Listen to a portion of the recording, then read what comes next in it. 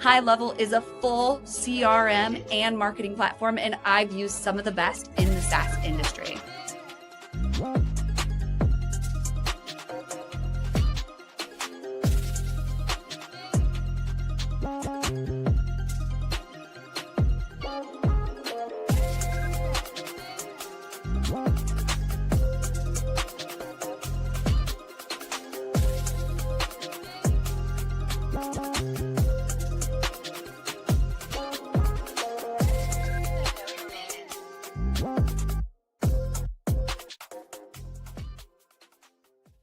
And we are live from LinkedIn, YouTube, Facebook, X, and Twitch. Wait, no, we're not live on. Yeah, we are live on X. I take that back. We're live on one of the guests' X, not my X. But it's Revening's Wednesday. Welcome to Wednesday, Revenue Party people. We've got our hot topics, our hot prizes. Wait, no hot prizes, but they may be coming back. Shh. I don't know. I'm trying to figure something out. If anybody knows, reach out to me. But we're trying to work out around the loopholes. If you've been coming to the show, you know we used to do the prizes, but I just haven't been able to do it because of certain fine print that we want to be cautious of, but we still want to make it fun. So trying to figure out a way to draw you to maybe the communities outside of here, and we can do some prizes there, but I digress. We've got our hot topics though, and we're going to be getting into it. So we're talking about Gen Z. We're talking about influencers. We're talking about email and sales. So stick around for some really hot topics. And of course, our hot guest, who you're going to hear their 2-minute intro from here in just a moment. But before we get into that, I want to make sure and tell you about 2 really important brands. So we've got Cherry Assistant. This entire episode would not be available without Cherry Assistant. For one, Cherry Assistant has helped me scale my business. So we have a QR code somewhere that I'm sure Layla with Cherry Assistant can place up on the screen. But this QR code will take you to Cherry Assistant's website. Otherwise, just go to Google, search Cherry Assistant, book a call with them. Let them know you heard about them through WinsDay and get placed with a VA who has all the skills that you need for the task that you're working on. Now, you might be saying, I don't need to delegate. I can do everything myself. No, you do need to delegate because that's how you're going to grow. I used to think the same way, and now Cherry Assistant has changed my perspective. So Layla is here. She's behind the screens. You sometimes see her in the comments. She's with Cherry Assistant, and I work with her hand in hand. There's video editors that I work with. She helped put together all the materials on this show, help coordinate with the guests, and there's so much more. So definitely think about delegating. It's really important. And I'm just going to say, I feel like, especially women, we have a hard time giving up stuff because we want to control it, but you got to let go and you got to let someone else do it and trust. And I promise you, it's going to be okay. Next, I want to tell you about High Level. So we're using High Level on all of our clients. We white label it. So for us, it's app.reveting.com. And when you join our coaching program, you get an account and we help train you on how to build landing pages, how to build automations, how to create a masterclass in terms of the automation, the landing page, and everything that goes into it. So we're doing all that. We're teaching you how to do it, or we'll just do it done for you. So we are migrating B2B companies off of some of the major SaaS platforms onto High Level and saving them thousands of dollars a month. Y'all, we do not need to be spending buco dollars on CRMs anymore. We need to be buying CRMs and marketing automation platforms that are built around the most modern thoughts and tools and tech like AI. And High Level has the AI employee. They have this whole promo running this summer. Let me know if you're interested. If you go to this QR code, or you can go to reveting.com/high level if you're listening to this on podcast later on, and get a free trial. If you get on the free trial, let me know, because it's in our advantage to make sure that you succeed even on the free trial, because we get a 40% cut because we're affiliates. So when you sign up for High Level with our affiliate link, we want to help you succeed. So sign up, get the 30-day trial, and try it out. But let's get right into our episode because we have really exciting guests. So welcome to the show. We've got Frank Sondors and Vivek Pandit. Thank you so much for being here. Thanks for having me. Wanted to give you a chance to respond, but we want to get to know you and, introduce you to the guests, or I'm sorry, introduce you to the attendees, the audience. And audience, by the way, keep us honest. Like if you have questions, put it in there. Let us know where you're tuning in from. Let us know what you do so we can make this conversation for you because you're the reason we're here anyway. So yeah, let the comments flow. We'll put them up on the screen. But let's first of all get to know you both a little bit. And in good old-fashioned WinsDay style, we'll put up the 2-minute clock. And Vivek, could you kick us off by telling your full life story from birth to what brought you to WinsDay? Full life story in 2 minutes, huh? Yes. So I grew up in Dallas, Texas. I played football growing up. So for me, life was very black and white, faith, family, football, work hard, get rich, and be a good person. Ended up going to Brown, which was a huge culture shock, going from the most conservative district of Texas to a very liberal university at Brown. But over there, I learned other things that I'd never considered, like community first and social impact and DEI, and honestly, concepts I did not grow up appreciating, understanding.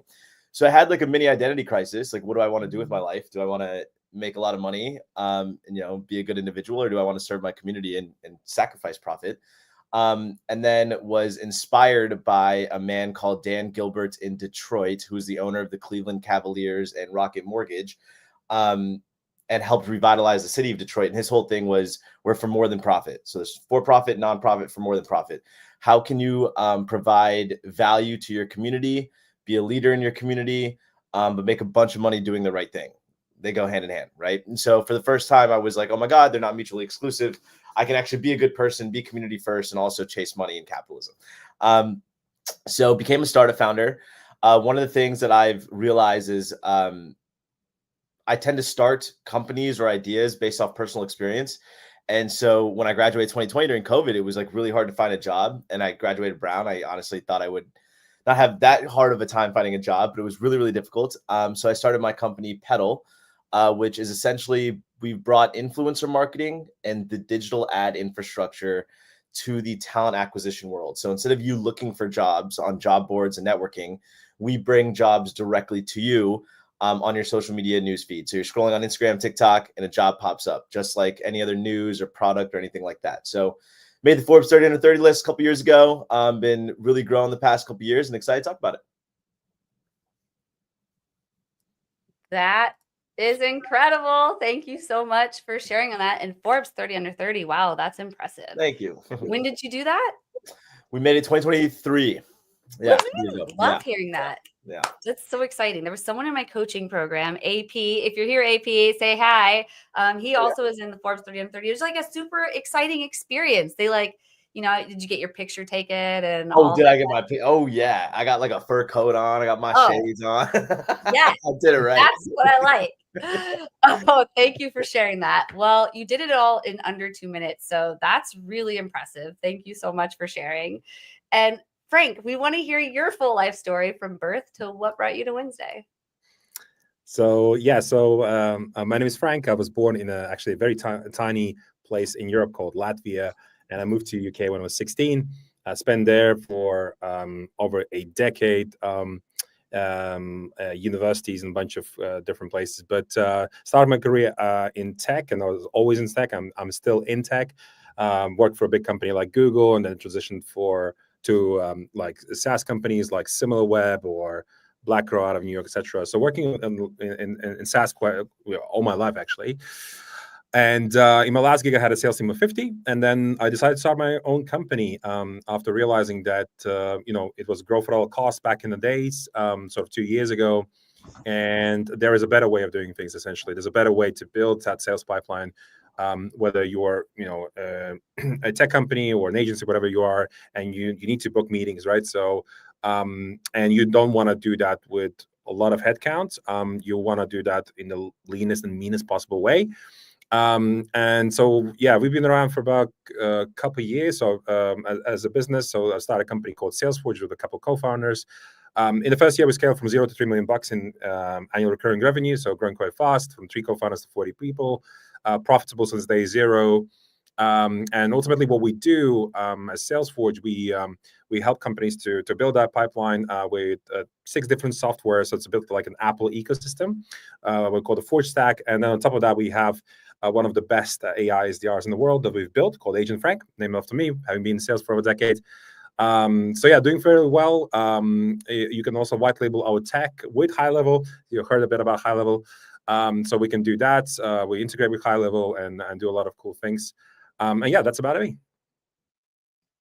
So cool. And you're going to be talking a little bit during the intermission about the High Level integration, hopefully. Because I kind of want to, I mean, believe it or not, Frank, I just added 6 salespeople to my CRM. So I don't know, maybe we could like test it out. We'll have to talk.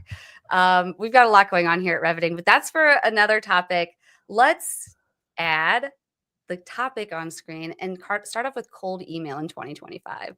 So I used to come on here and say, cold email is dead, because I'm a marketer, and so I'm like, unless they're subscribing, like why bother? Like, build a brand, go live on LinkedIn. Like, people will build trust that way.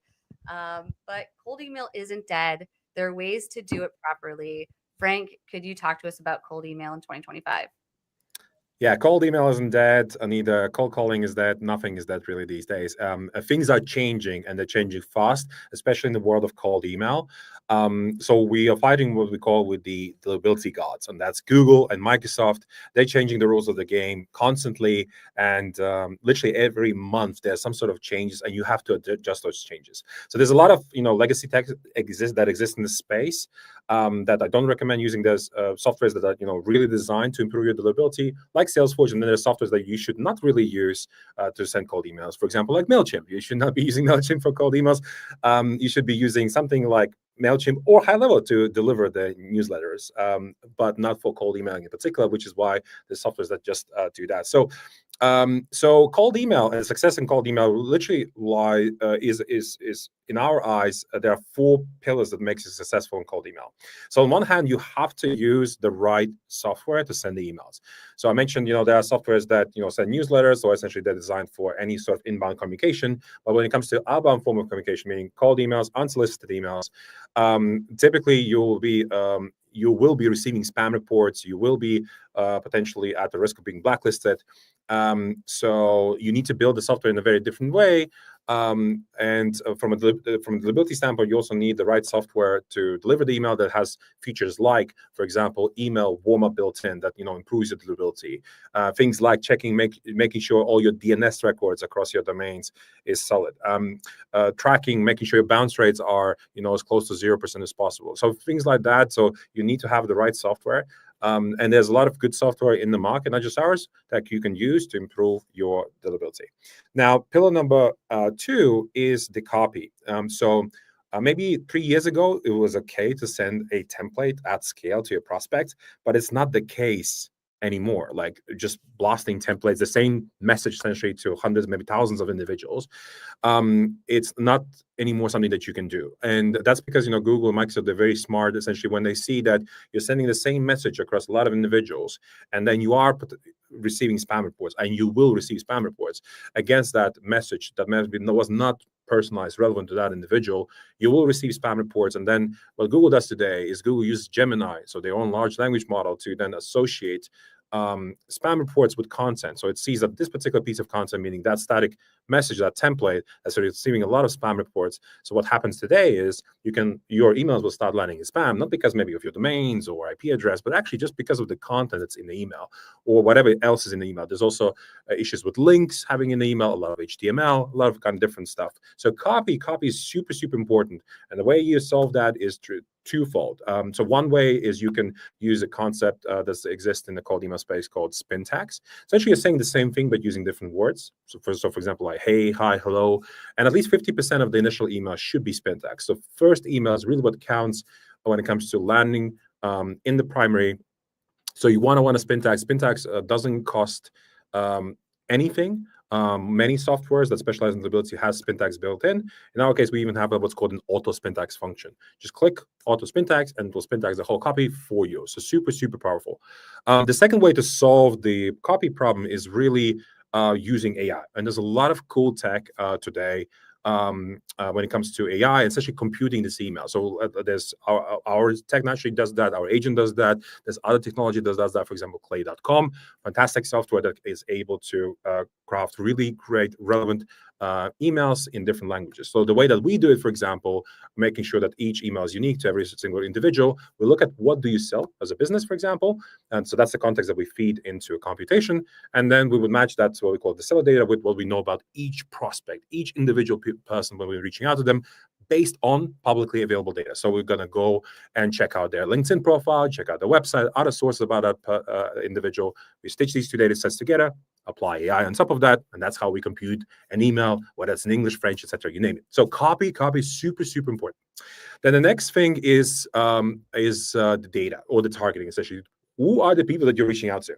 Because you may have really great software, the really great copy, but if you're reaching out to the wrong people, then things will not pan out for you. You will receive spam reports. You are at risk of being blacklisted. So things will not work out for you. So targeting and figuring out who are the right people to reach out at the right time. So using intent or signals, etc. Super, super important these days. So we just have a software just on that, for example, but there's a lot of, again, other cool software in the market like Clay, etc., where you can get really good data to execute. So leads or the right list is super important.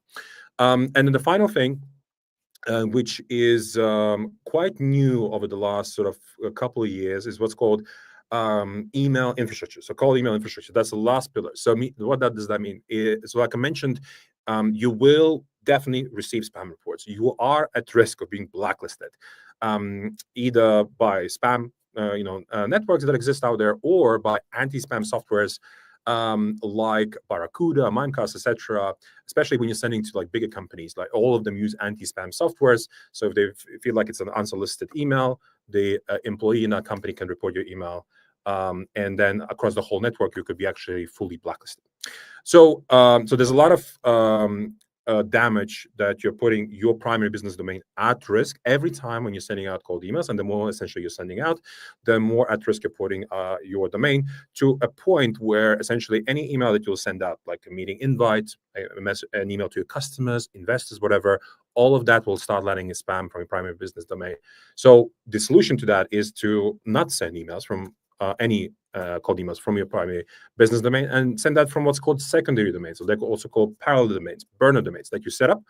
And again, that's what we do as well. But essentially, these domains are really what you need to use and essentially dilute the cold email traffic that you want to. So the cold emails that you can dilute them across multiple domains. Even multiple registrars if you want to, multiple email servers, whether that's Google, Microsoft, etc. And that's really the solution, essentially using this diversified email infrastructure in order to reach out to folks out there, to your customers. So really, these are the 4 pillars. So just to recap, use the right software to send emails, the copy, right, super important, the targeting, who is that you're reaching out, and the infrastructure behind. That's all. Yes, so important. And man, this comes up a lot only in, like, for me in marketing, when people first start emailing, right? So they sign up for high level, they're getting ready to market, we're getting ready to send some automations. We're not even doing cold email. We're emailing people who have like filled out a form on the website.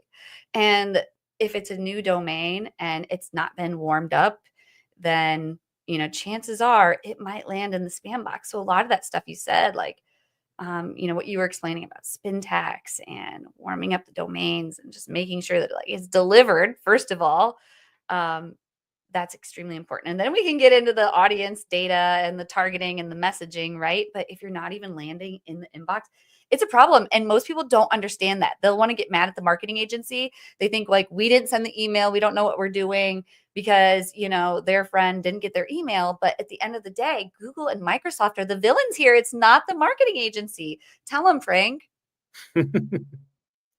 Definitely, yes. I mean, that is true. Like we're trying to sort of understand how Google, Microsoft works, right? So how does the filtering work? Why would Google, Microsoft penalize you? They literally work in very different ways. Even the open rates are being tracked very differently. So I'll give you an example. If you're going to send, let's say, 100 emails to Microsoft today, your reply rate on average will be, let's say, about 40%. And then if you're going to send the same 100 emails to Google, your open rate, your open rate will be 40% with 40% with Microsoft, and then with Google will be 60%.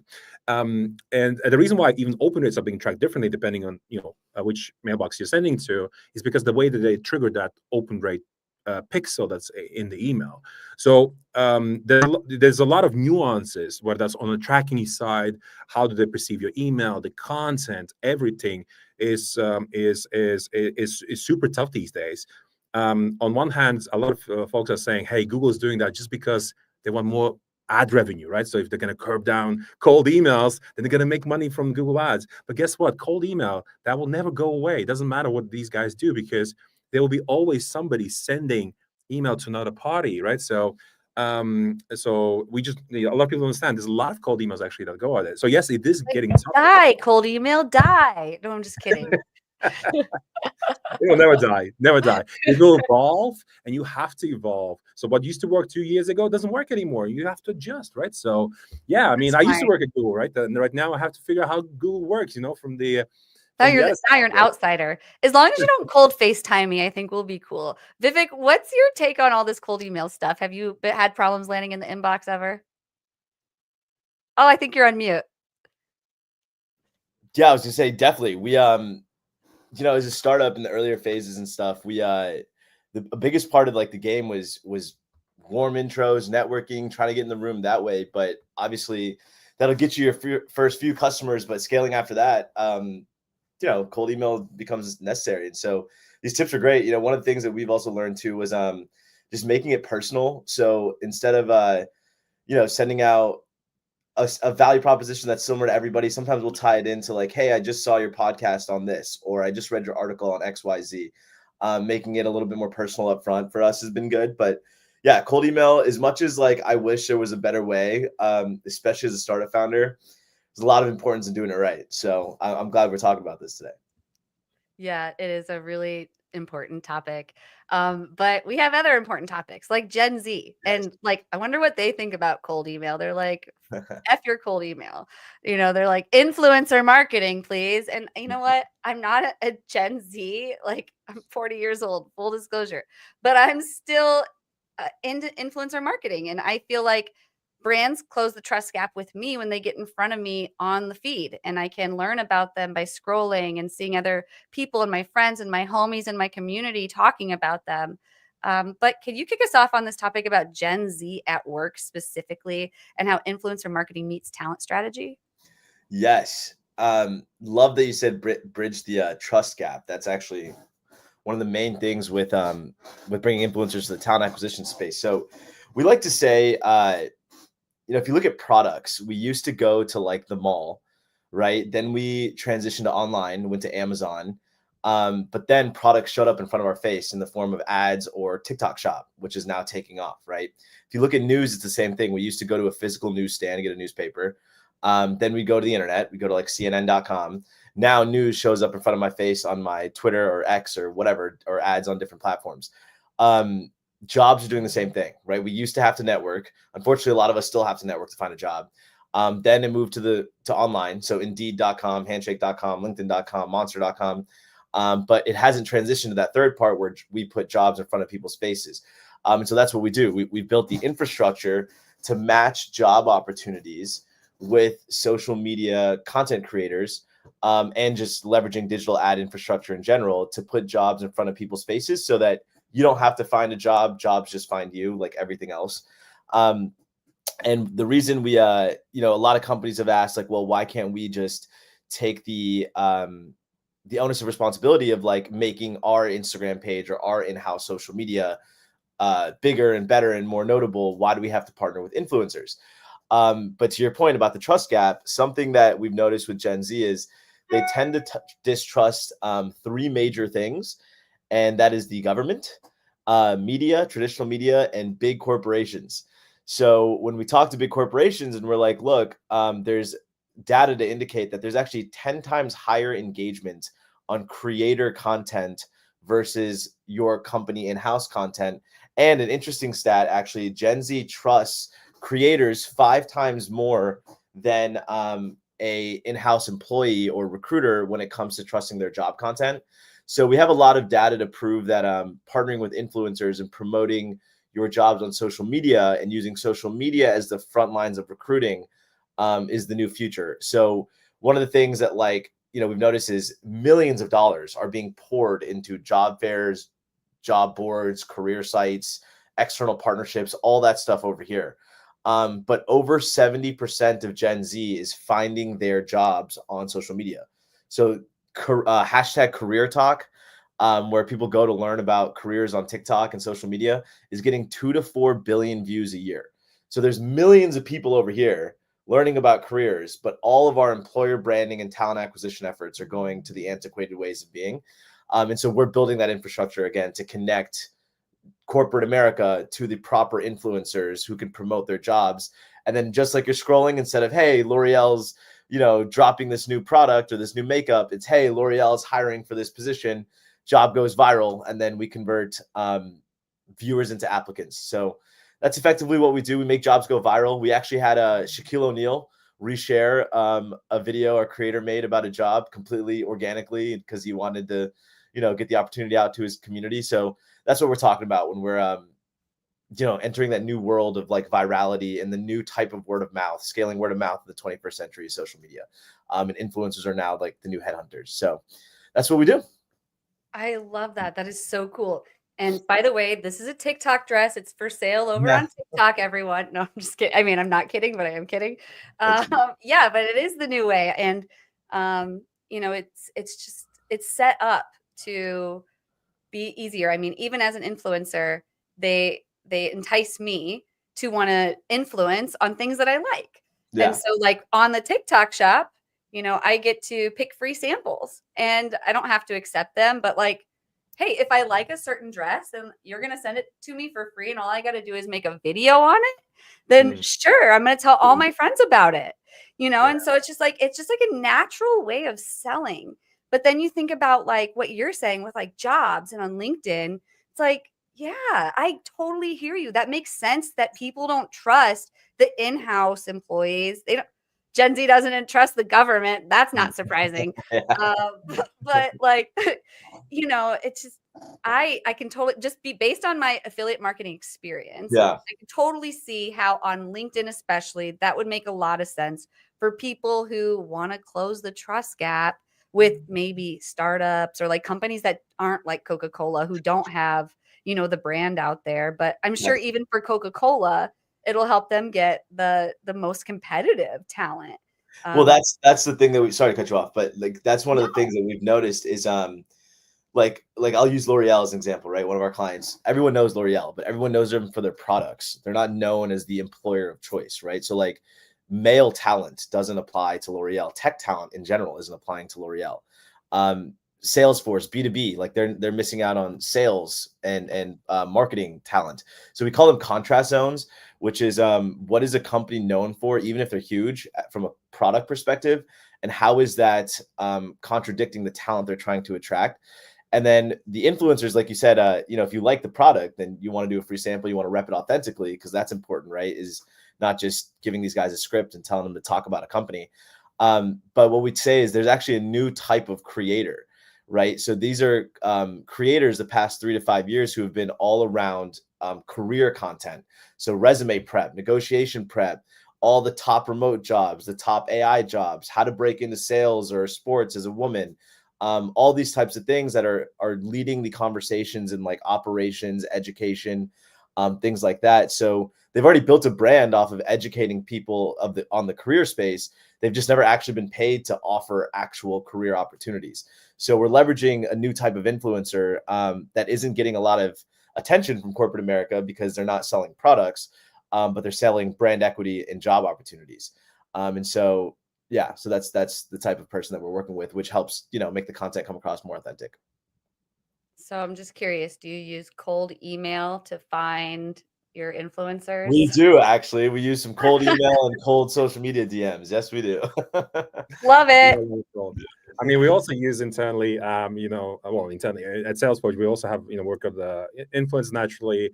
Some people call me an influencer. I attend influencer parties as well. I mean, yeah, I mean, I have nearly close to 30,000 followers on LinkedIn. Not many at all on X or anything like that, but and I've been building it up, for over 10 years. So, and you have to think of it from an angle of, do you want to acquire users from, using ad platforms like Google or, Facebook, whatever, Meta. Do you want to spend your money there and, let users, generate impressions, whatever, or you rather give money to somebody in the space who's, I don't know, a thought leader or somebody that understands, let's call, the cold email space, or and give them and let them talk about your product, etc.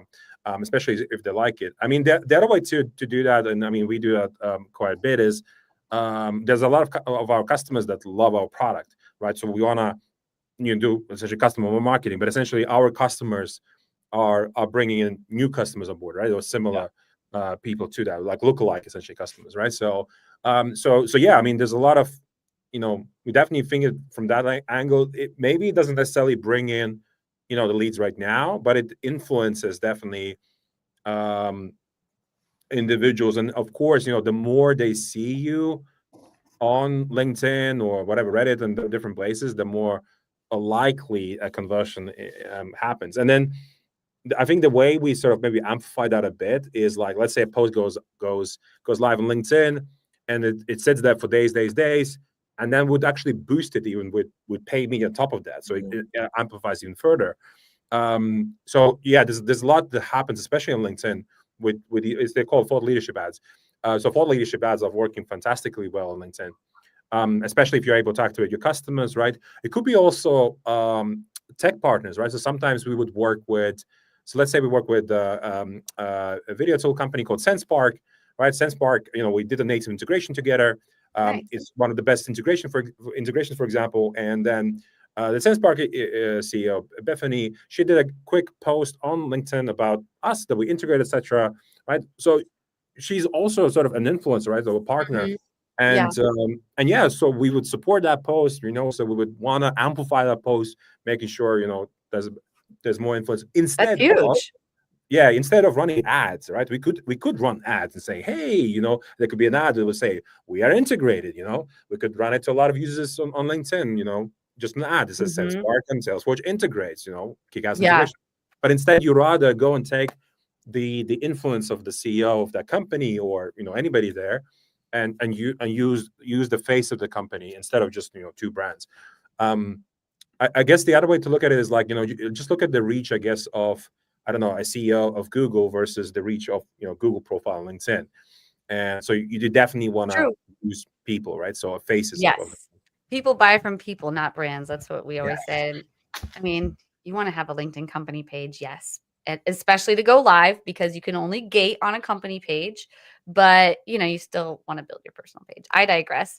But let's really quick take a little tiny break and hear from one of our sponsors, Cherry Assistant. We'll be right back after this brief message. This is Mike, also known as Clean with Mike on Twitter. Mike hired a virtual assistant from Cherry Assistant about 2 years ago. Now he has a $50K per month business fully managed by a remote operator in South Africa. His VA from South Africa does the following: closing inbound leads on the phone, Yelp and Google and Facebook, manages his CRM and go high level, deals with rescheduling, cancellations, any issues, hires and manages the cleaners, and sends them daily reports and updates. Mike has a fully cash flowing business managed by a remote operator for only $8 an hour. You can also hire a US equivalent worker in the Philippines, South Africa, Latin America for a fraction of the cost with Cherry Assistant. Be like Mike and grow your business with offshore staff. Yes, be like Mike. And if you are on podcast not seeing the screen right now, some of the things Cherry Assistant offers include lead generation, CRM management, prospecting assistance, sales presentation preparation, data entry and cleanup, customer support, and project management assistance, and so much more. Just go to cherryassistant.com and check them out. I can't speak higher of Cherry Assistant because literally this whole show wouldn't have happened without them. So I'm super grateful. But I digress. I want to also talk about high level a little bit. And pre-show, I learned that both of you have experience with high level, which is always awesome. I love when we get to talk about high level, and I'm not the only one talking about it, but most people who watch my show know that I use high level. It's my everything tool. I talk about when I first left my job and I was on a different SaaS platform and they wanted $300 a month for a dedicated IP. And I was like, what the heck? And so I found high level and I got a dedicated IP and so much more. And 3 accounts included in with that. So I got an account, my customer got an account, and my other customer got an account, and so now I've got multiple customers in there. When they log in, it's actually called app.reveting.com because it's white labeled. But I digress. Frank, you have an integration with high level now. You want to tell us a little bit about it? Yes, so we're in high level marketplace. So yeah, high level is pretty awesome, and we're one of the the only few sort of softwares out there that really integrates natively with high level. So why would you need an integration with something like Salesforge? So high level is fantastic for like I mentioned, maybe for newsletters, automations of everything. But when you want to start sending cold emails out, high level isn't really designed for that. I even spoke to the CEO last week in London about this, and it is the case, right? So and so you want to use something that actually works alongside high level. Something like Salesforge works natively, right? So you go to marketplace, hook it up, and then you can process essentially your contacts from high level within Salesforge, and then sync it up back in high level. And then the other thing you can do is maybe use our data product called LeadsForge. You can get some leads, reach out to those customers, then book meetings, get replies, etc. And again, you can sync up with high level. So these are the 2 typical things that happen. Either you want to reach out to a lot of folks in your high level instance, and then sync it back up, or from the get-go you want to reach out to leads and then push it to high level. So let's say last week I was speaking to this Australian guy. He's like, Frank, I have 50,000 contacts in high level. I haven't reached out to them for a long time. I don't know whether these emails going to bounce or what's going to happen. But he's like, I'm not going to do it from high level. So I said, sure, just push it into Salesforce, process it, clean the list, send a great email, and then when the reply is going to come back and everything, just sync it back up with high level, and that's it. So essentially, if you're looking to do any form of cold emailing, don't do it in high level, do it outside of high level, just sync it back up. We just make it super easy instead of you doing stuff with Zapier or webhooks, whatever, with different platforms. And then one thing which is coming very soon is naturally the white labeling bit. So just like you mentioned about you have app dot, well, you can create another subdomain. It could be, I don't know, dashboard dot, right? So we're going to talk about that in a bit, but that's also another kind of cool thing that we're doing. So yeah. Oh, so it'd be like dashboard.reveting.com. Then they could log in and see all the analytics. Yeah. I like it. So cool. But yeah, anything you would add about high level, Vivek? My co-founder uses it. We use it in our sales bootcamp, actually. So it's definitely a tool that a lot of trusted people, I guess, from our perspective, at least in the sales world, have been using. I don't know too much about it. I can't follow him. That was amazing. But yeah, I definitely co-sign the product. Awesome. I love that. Thank you both for sharing. Obviously, I drink the high level Kool-Aid myself, but let's get into topic 3, which is, drum roll, sales tech for agencies, which I love. High level's an agency software. It's agency CRM because you can create multiple accounts in there. And so this is near and dear to my heart because I love tech and I love agencies and I love white labeling. So Vivek, this is not your topic. This is Frank's topic. Can you kick us off on this one? Sure. So naturally, as an agency, you provide a service to your customers, and to provide that service, you will need to buy all sorts of tech, right? Let's if we just take let's say lead generation as an example, right? So to generate leads, you'll naturally need to buy or get software that works, or get the software, or get those leads somewhere. Then you need a software to send the emails, maybe, and then you need some infrastructure, right? So we kind of cover the pillars of success there. Though what is very important, so some has been mentioned naturally, is what is very important is to have these what's called workspaces, or have what's called sub accounts, right? And have them, unlimited ultimately, right? So if you have 100 customers, well, you need 100 workspaces or 100 sub accounts, right? And you won't get charged per workspace. There's softwares that do a crazy thing where they charge you per workspace essentially that you create. Whereas in our case, just like high level, you can create unlimited workspaces, and you can sync up the workspace with the sub account, which is pretty cool.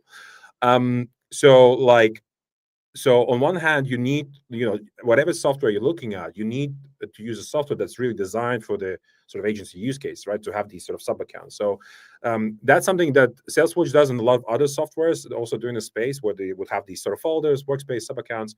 But the other thing that really is super important actually for the agency, so a lot of agencies do that these days, is whenever they refer any of the softwares, let's say for the customers, they use also, actually the affiliate programs of these softwares, right? So, which essentially means a lot of agencies have incremental revenue that they're generating from these softwares. But what really you want to kind of really take it, a step further. And typically, the best relationships that I've seen in the world of sort of agencies or just two parties is if actually the tech is being white labeled. Then from one hand, you can say, hey, this is my tech, right? So when you white label tech, instead of saying, this is whatever the software is. And so there's typically like no trace of what the software is. So sometimes the partner may say, okay, yeah, we're using high level, but other parties may not want to disclose what is this software and want it to be fully white label with any sign of the brand. So on one hand, you as an agency freelancer or whatever, you want to have your own software, and somebody just powers that, right? And that's totally fine, right? White labeling has been existed for a long, long time. But a lot of, for example, CRMs would never do white labeling. So high level does provide the ability to white label, but many CRMs will never do that. So that's like something that's unique. And again, same in our space, a lot of softwares do provide the ability for you to send cold emails, but they don't white label, for example, right? So white labeling and making sure that there isn't a trace of that software, like, is super important for a lot of folks, because they can say it's my tech. And then the other thing, which is naturally very important when you are working with these tech partners, whoever that is, you want to make sure there is a commercial relationship in place, right? So that can come in many different shapes and forms. So in our case, we do it what we call on the revenue share basis. So we actually give a revenue share to our partners when they white label our tech, and that's really a lot more powerful than just you doing something with some form of affiliate sort of relationship. Meaning, if you're using some sort of affiliate program and then you say, hey, please click on this link, and then you'll get a software, etc. But the problem with affiliate programs typically is that there's no 100% attribution, which is very annoying for the partners, right? If they don't get the full on credit. And other softwares maybe solve that, but the best way to get 100% attribution, the credit, right, for every single customer, if you white label the thing, right, and the customer signs up, right, and then there's a revenue share, so or whatever the model is, right, between the two parties. So in our case, we already doing that, and we do that. We're going to do that across multiple softwares, and the idea is that this becomes really an ancillary revenue stream for the agencies on top of the core revenue stream being the service fee that they charge for the service, right? So and I think you can easily so I actually know some partners that actually make majority even of their revenue just from reselling instead of actually the service fees. So it can definitely go, some agencies just focus on that instead of actually providing services. So it can definitely earn a lot of money. And when I mean a lot, like, that's your literally full-time job, just doing that, right? So just white labeling, reselling software. And there are a lot of people that do that. And there's more and more softwares out there that allow to white label. And I think there's more opportunities that agencies have today than they used to 5 years ago, right? So an example, again, high level plus Salesforge, but there's other softwares as well that you can white label. So that means from multiple softwares as an agency, you can generate, multiple revenue streams for yourself. 100%. Do you guys white label anything, Vivek? I think you're muted. Maybe. So I keep muting myself. Yeah. That's okay. Yeah, no, we definitely do. It's been one of the things with white labeling too is, like, especially as a startup founder, is recognizing when you need to build something in-house, right, versus like white labeling something. And so I think everything he just said, like spot on. But from an early stage startup founder point of view, it's the game to always play is like, what is worth building in-house to have complete control on the data and just the mechanisms versus white labeling and make yourself easier. So we definitely incorporated a lot of that, but that's the kind of mindset that we bring, Nice. I love that. Such a great topic. I would love to hear from anyone in the audience. We've got 9 of you tuning in across a couple different channels, and I don't know how many of you are still on LinkedIn. I know it's dying down a bit, so let's heat things up with this last topic, mindset architecture, how emerging leaders build confidence and clarity. Ooh, I like this one. Love it. All right. So Vivek, tell us what we need to know. Yeah. So I've started doing a lot of coaching for Gen Z in the workplace, but also their bosses, their leaders, right? How do you cultivate the next generation of leaders is what I talked to them about. So where this all came from was, in school and stuff, we learn we learn math, we learn science and literature and history and all this types of stuff. But there's no like subject on life, right? And so one of the things as I went through my like quarter life crisis was there's got to be a way to live life, or there's got to be timeless life facts, life truths that if you abide by, should make living life a little bit easier, right? And so that became my whole question is like, what is the machine of life? My mentor told me a long time ago, life has a design, and like any design, life is like a machine, and like any machine, there's a design. When you understand the design, you become immensely powerful. So the question was, what is this design of life? What is the machine of life? And then I created a curriculum called the Machine of Life, where we break this down in different workshops and different keynote speeches and things like that. But one of the main things is about reclaiming power and agency and controlling your destiny or your life, if you want to say. And I think, one of the phrases that we hear a lot is you can only control what you can control, right? And I think although that's true and although that's factual, it implies that there's a lot that you can't control. But talking in this curriculum in like terms of what you can control, you start to realize that there's a lot more you can control than you thought. And so one of the things we talk about is you have real thoughts, you have real feelings, but your real thoughts and real feelings are not the most accurate representation of reality. And how do you discern the difference between your interpretation and what is actually closest aligned to reality? And so one of the things, for example, we talk to leadership about is you have a real thought that your Gen Zer is entitled and lazy, right? That is a real feeling that you are irritated by their entitlement. But the most accurate representation of reality is that their actions are actually coming from a place of efficiency, right? And they're coming from a place of not immediate gratification. They don't need to be agreed to, but immediate feedback, meaning they want to be able to communicate ideas and get feedback incredibly quickly, right? I can have an idea, put it out on Twitter, and it goes viral. Why do I have to have like 8 bureaucratic hoops before leadership gives me feedback on my idea? And so that's one of the things that we talk about. Another thing that we talk about is the power of language. And so the analogy I like to draw when I talk to emerging leaders is there's very few things that are absolutely totally free, completely in your control, and extremely powerful, and that is language. And so in like the tech world, the zeros and ones are your algorithm and code. In the human world, it's your language. Words do not describe what you see, they create what you see, right? And so that's something that we talk about is automatic recurring dialogue. So there are certain phrases, words, things that you use hundreds of times a day. When someone asks me, how's work? Or what do you do for work? Or where'd you grow up? Or how's New York? I give the same answer every single time. That's called automatic recurring dialogue. And by catching your ARD and replacing it with new words or expanding your vocabulary, you'll actually start to see that you expand what you believe to be possible and you expand your opportunities. And so we talk about the power of language. And the last thing that I want to touch on is charisma. And so I was quoted in the global bestseller, The Charisma Myth, which is basically about, what is the definition of charisma? In Gen Z and like millennials, we call it Riz, right? We think it's Riz. It's about flirting with the girls.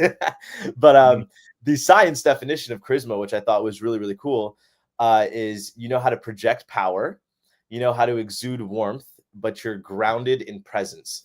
And so you can have the project power, exude warmth part, but if you're not grounded in presence, then you lose the foundation of charisma. And so what is bothering you mentally? What stories are you telling yourself that are preventing you from being fully present and not having an internal dialogue up here, but being really focused on what's going on over here? So that's another thing that we talk about, and how we put all these things together to become the leaders of our life and the creators of our life. But, you know, one of the things we always say too is good leaders have a lot of followers, but great leaders cultivate more leaders. And so that's what we talk about. And especially during this time where Gen Z is starting to take over the workplace, and there's like generational tension, I guess. Yeah, you can say that. This has been a great type of thing to kind of get everybody on the same page. Because when everybody's fighting for the same thing in a company, fighting for something beyond yourself, magic typically happens. So. Yeah. Oh, I love that. Because I mean, Gen Z and boomers, they're like polar opposites. I know. There's a lot to clash there. Yeah. But audience, I still want to hear from you on all of us. Let us know what you think. We've got a few more minutes left. But Frank, what's your reaction on all of this? That's a good question. Mindset architecture. Yeah. I'm always, everything that comes to mindset is typically, you have to be, yes, you have to architect your mind. Like, I kind of think, to myself, typically, when I hire people, or when I think about sort of professional development, where's the mind? How's the mind architected, right now? What's the kind of baggage that they bring, let's say, to the Forge, when I hire them?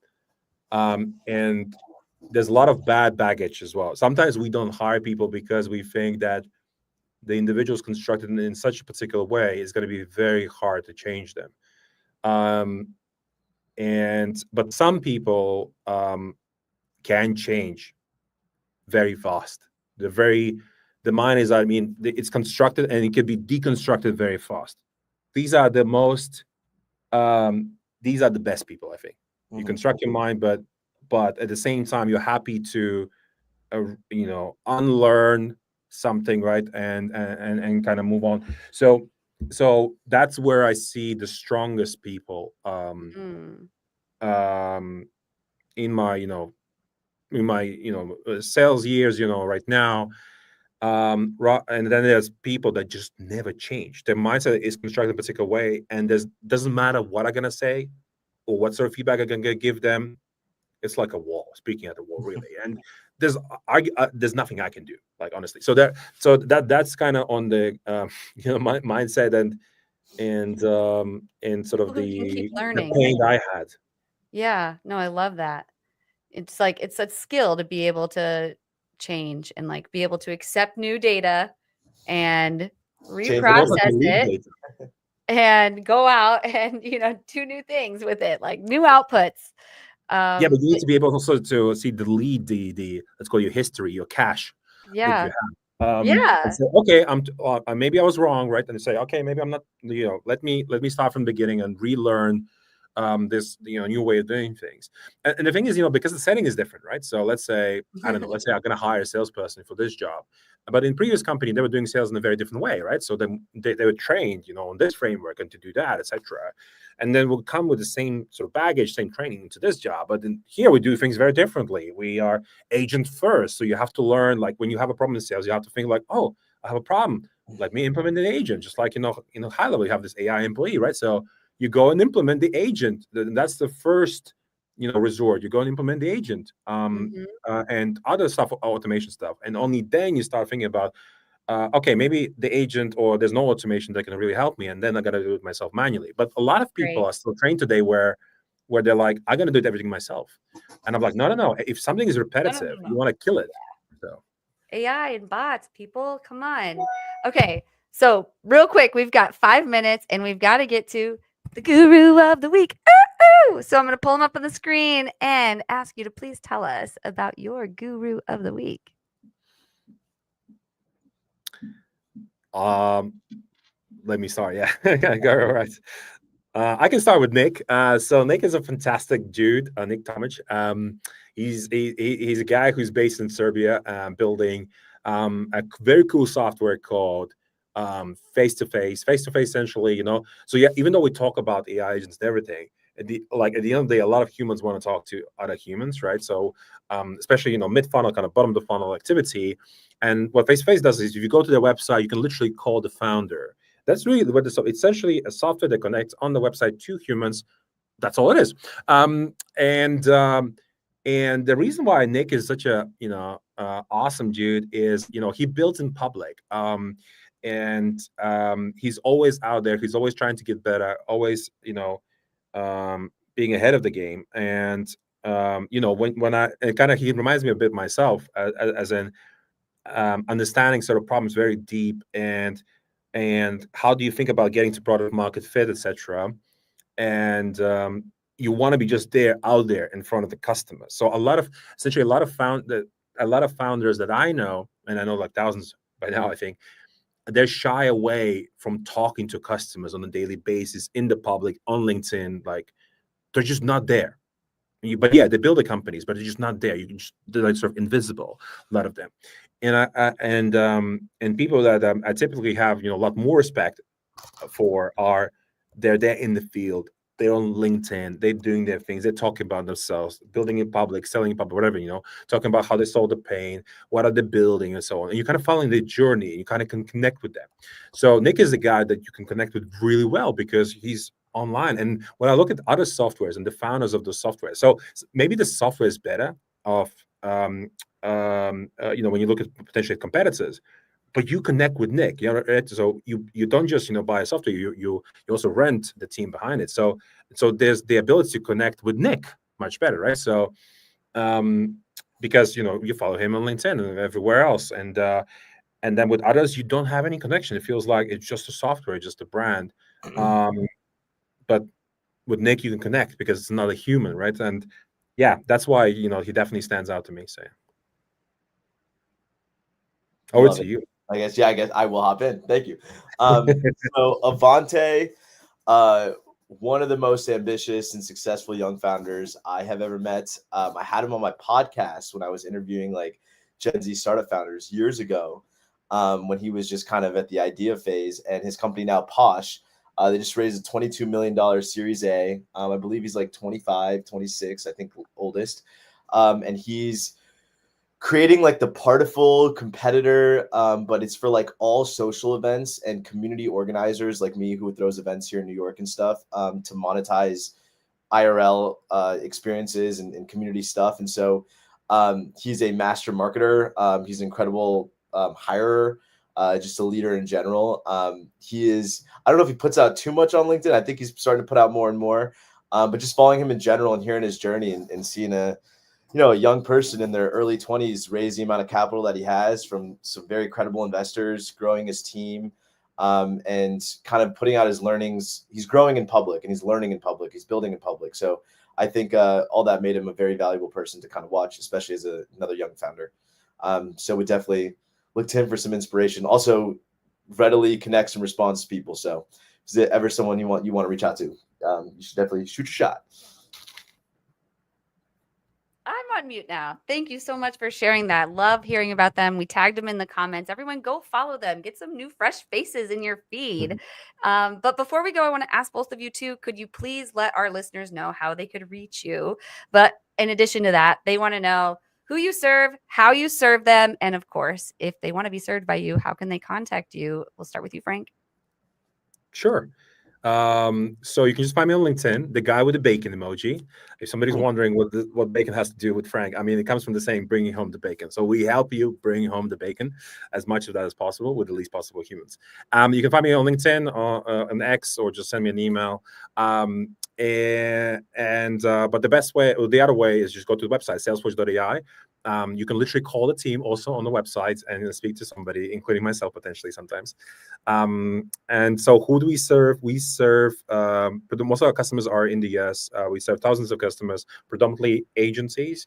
on the growth side. So they're typically growing the company. So that's one segment. And the other segment is we serve a lot of tech companies that need to generate pipeline, whether you'll receive back or not, doesn't matter. You want to grow, but you want to be lean and mean. So typically, if you're in a mindset of being lean and mean, and you have a huge TAM typically to service, so meaning the bigger the TAM, typically the better the sweet spot we are, and the smaller the TAM, the less maybe of a fit we are. So yeah. Oh, you're on mute, I think. Not again. Thank you so much for sharing that. See, you're not the only one, Vivek. I do this just about every episode. I'm like the mute queen. But how about you, Vivek? How can people reach out to you and tell us about your audience, who you serve, and how you serve them? Yeah, so you can connect with me on LinkedIn. My Instagram is Vivek Pandit, first and last name 108. That's my lucky universal number, 108. And then basically, so we serve, we work with a lot of larger Fortune 500 companies on the talent acquisition stuff. But if you're, someone that works a large company or you just need talent acquisition at a smaller company, let us know. We're happy to work with y'all. And then from a speaking perspective, if anyone works with Gen Z interns or has leadership that might be working with younger adults, and you need some sort of mindset, leadership, clarity, or just attracting and retaining the next generation of workforce, always here, your guy. So excited to hopefully connect with y'all. Oh, that's awesome. Thank you both so much for coming on the show. I know we're 2 minutes over, so I really appreciate your time. And we are just about done, but I want to remind everyone that next week we got Michelle Peacock and Rita Richa coming on the show. So another great episode. But again, until next week, thank you everyone for watching. And thank you, Vivek and Paul, for coming on the show. Thank you for having us. Absolutely. I'm going to close this out with a video. Bye, everyone.